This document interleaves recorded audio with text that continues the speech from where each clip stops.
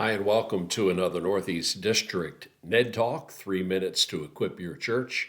I'm Karl Eastlack, and this is part two of a three-part series on how to make the tough calls that we leaders sometimes have to make. The last session, number one, we talked about what are some of those tough calls that we have to make.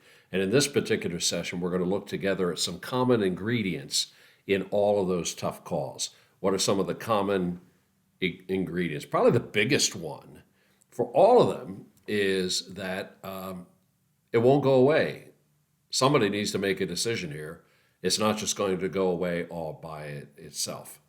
I think the second common ingredient of all these tough calls that we have to make is that each will require energy and time to do it, along with a lot of prayer.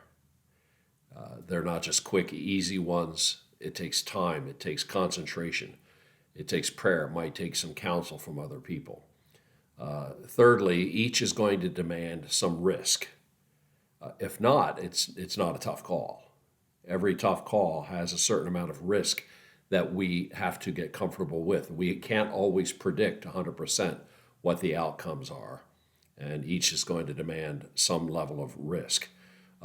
Fourth is that each is going to be second-guessed and criticized by some folks. That's just part of what it is to make the tough calls, so we can be transparent and be real, be thoughtful in the process, be able to articulate the tough call you're making within the context of the value system that you have. But it doesn't matter. Doesn't matter. Every tough call will be criticized and second-guessed by some of the folks that are a part of the outcomes of these tough calls that are being made by you leaders. Number five, each is going to cost a leader something.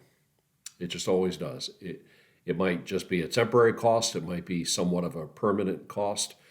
It might cost you some sleep for a few nights. I've been there. It might cost you some relationships along the way. I've been there.